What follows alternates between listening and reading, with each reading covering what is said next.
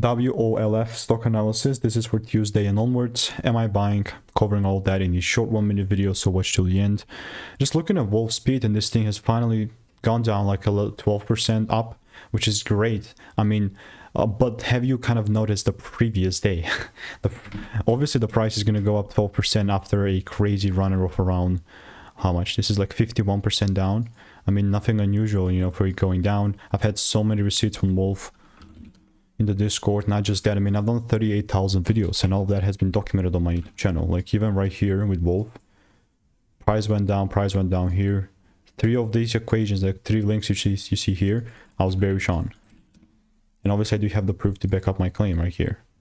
So let me know what is your opinion on that, but the likelihood that the price will just keep going down is still quite high, you know, so I'm not gonna just shift or force any movements whatsoever.